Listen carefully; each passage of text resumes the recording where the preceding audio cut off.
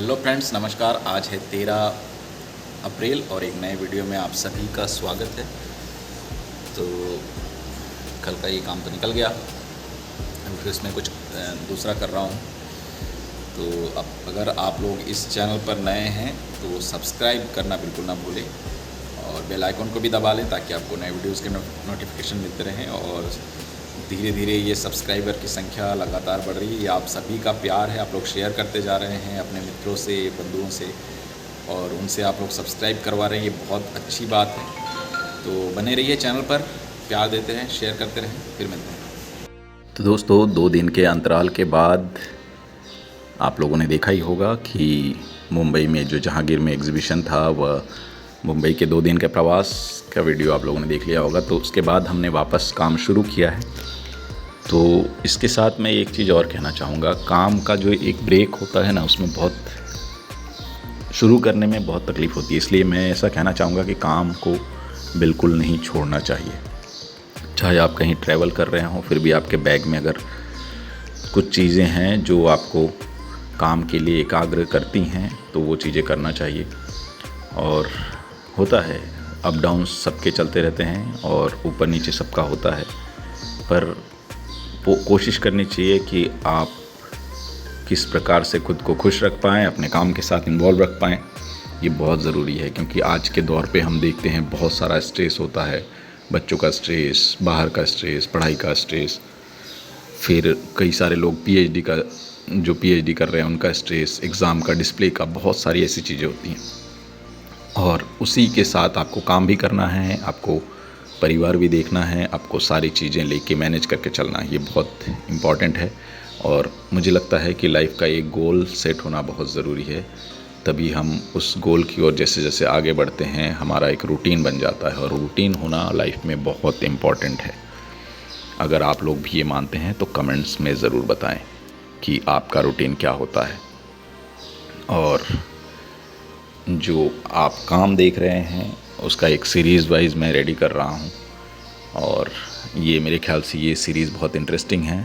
आने वाले समय में वो सीरीज़ भी आप लोग प्रदर्शनी के माध्यम से देख पाएंगे। और कोशिश कर रहे हैं कि ये जो टेक्निक है वो धीरे धीरे लोगों में स्प्रेड हो, देखें लोग, क्योंकि जो काम मेरा है वो तो मेरा हमेशा रहेगा। अगर कोई इस विधा को सीख कर उसे आगे लेकर जाता है तो मेरी उपलब्धि होगी ये। तो इसलिए मैंने अभी एक हाल फिलहाल बॉम्बे जाने से पहले मैंने एक वर्कशॉप लिया 7 तारीख को। तो उसमें काफ़ी सारे लोगों ने बहुत इंटरेस्ट दिखाया, बहुत अच्छा काम भी किया, जो आप लोगों ने वीडियो के माध्यम से देखा ही होगा। और ये जो चीज़ें आप देख रहे हैं इसमें समय बहुत लगता है, जैसे कि आप लोग हमेशा वीडियो में देखते हैं सारी चीज़ें, उसको मैनेज करना, फिर उसके बाद लेयर्स लगाना और लेयर्स के साथ उसको सूखने देना, ड्राई करना, फिर उसके बाद दूसरा लेयर लगाना। तो ये सारी चीज़ें नॉर्मल हैं। जैसे हम पेंटिंग करते हैं उसी तरीके से इस मीडियम में भी हम खेलते हैं। और नीचे जो बेस है वो उस बेस पे नहीं रहता। जैसे ये ट्रांसपेरेंट बेस अब देख रहे हैं, उस पे वो जो हनुमान जी का मैं वो गढ़ रहा हूँ वो इस नेट पे रिवर्स होके आ जाएगा। तो ये जो तरीका है वो मैंने सन 2014 में जब मैं काम कर रहा था कैनवास पर, तो मैं इसका इस्तेमाल मास्किंग करने के लिए किया। उस समय वो मीडियम बहुत डिफरेंट था, मीडियम बहुत लो क्वालिटी का था। बट आज के टाइम पे मैं जो क्वालिटी यूज़ करता हूँ वो मैं खुद प्रिपेयर करता हूँ। तो उसके लिए कोई ऐसी दो राय नहीं है, क्योंकि वो प्रिपरेशन एक बहुत बड़ा मायने रखता है हर एक काम के लिए। और इसके पिगमेंट भी मार्केट में उपलब्ध हैं, लेकिन मैं जो पिगमेंट यूज़ करता हूँ उसको पहले मैं डाइल्यूट करता हूँ। जैसे मिनिएचर पेंटिंग्स में आप लोग देखते हैं कि उसको घिसा जाता है, उस स्टोन को घिस के उसको रेडी किया जाता है, उसी तरह से इन पिगमेंट्स को भी एक्रेलिक यूज़ कर सकते हैं। एक्रेलिक के साथ में जो पाउडर पिगमेंट आता है उसको भिगो के रखना पड़ता है। तो रेडीमेड पिगमेंट लेने से अच्छा वो, क्योंकि उसमें एक अलग सी डेप्थ दिखाई देती है। और धीरे धीरे ये काम आगे बढ़ता जा रहा है। अभी इसमें एक चीज़ मैं कहना चाहूँगा कि एक हाथ में शंख, एक कमल, और जो चीज़ें हैं वो इस तरह से मैंने बताने की कोशिश किया है। ये अगर कहा जाए कि आज की सिचुएशन में इस तरह की चीज़ें जो होनी चाहिए, तो एक चित्र के साथ मैं अपने मैसेज को जनता तक पहुंचा सकता हूं और ये व्यूअर्स उसे समझने की कोशिश करें तो उनको बहुत सारी ऐसी चीज़ें उनको समझ में आएंगी कि जो एक कलाकार, एक चित्रकार अपने चित्रों के माध्यम से व्यक्त करता है। तो क्या आप समझ सकते हैं उस बात को, क्योंकि एक चित्र को देखने के लिए पर्याप्त समय देना उतना ही आवश्यक है जितना कि आप एक फ़िल्म देखते हैं या किताब पढ़ते हैं, तब जाके आपको एक स्टोरी समझ में आती है। जब हम एक फ़िल्म देखते हैं और फ़िल्म में डूब जाते हैं, उसी तरीके से हमें एक चित्र के अंदर भी उसी तरह समावेश करना चाहिए, उसे देखने के लिए पर्याप्त समय देना चाहिए। तो किन्हीं बातों के साथ मैंने अपना काम जो है वो कंप्लीट करना चाहा और धीरे धीरे वो कंप्लीट भी हो रहा है। और ये जो इसे हम भूख कह सकते हैं, रोज़ जो हम रियाज़ करते हैं, जैसे रोज़ की जो प्रैक्टिस होती है वो बहुत ही महत्वपूर्ण है, क्योंकि जब हम रोज़ प्रैक्टिस करते हैं तभी ये चीज़ें संतुलित रूप से, सुचारू रूप से आप सभी के समक्ष प्रस्तुत हो पाती हैं और उसका आप लोग आनंद ले ही रहे हैं। और पहले जैसे लाइव सेशन होता था आर्टिस्टों के साथ, हम लोग सोच रहे हैं फिर से वापस शुरू करने का, पर देखेंगे वो किस सॉफ्टवेयर के साथ किया जाना चाहिए, वह कैसे होगा।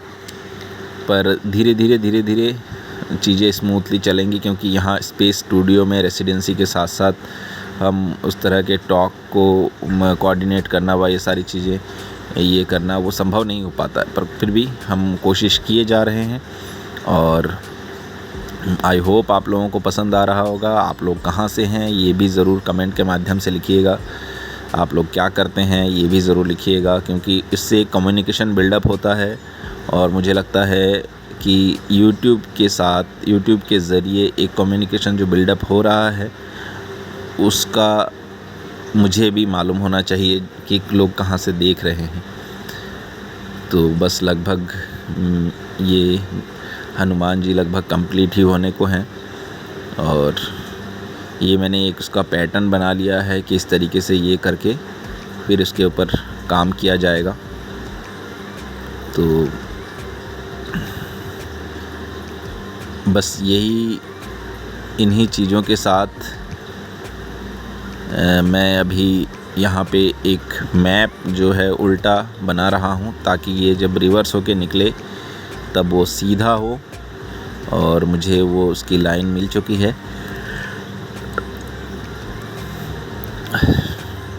और इन्हीं चीज़ों को मैं समेट कर संजो कर रखने की कोशिश करता हूँ, क्योंकि ये जो समय है वो वापस नहीं आने वाले हैं। तो बने रहिए चैनल के साथ।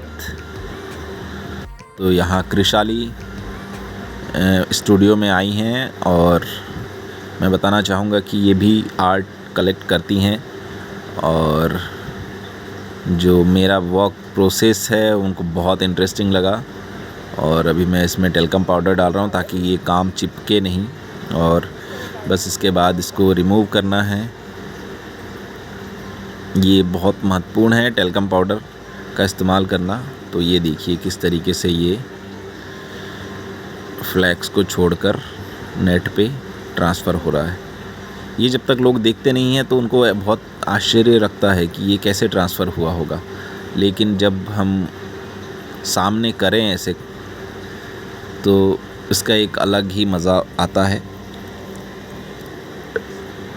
और जो आप लोग प्रत्यक्ष रूप से देख पा रहे हैं। तो बस ये छोटे काम भी चल रहे हैं कुछ इस तरह के, और छोटे काम का भी एक अलग मज़ा है, बड़े काम का मज़ा तो अलग है ही। और मैं ये कहना चाहूँगा कि आप लोग जो भी जहाँ से भी देख रहे हैं आप लोग कमेंट ज़रूर करें और इसी तरह चैनल पर प्यार बनाए रखें, शेयर करते रहें, क्योंकि आप लोगों की वजह से ही, प्यार की वजह से ही चैनल इतना ग्रो कर रहा है और उसकी रफ़्तार दिन दोगुनी रात चौगुनी होनी चाहिए। तो बिल्कुल अपने आसपास में शेयर करें। फिर मिलते हैं, नमस्कार।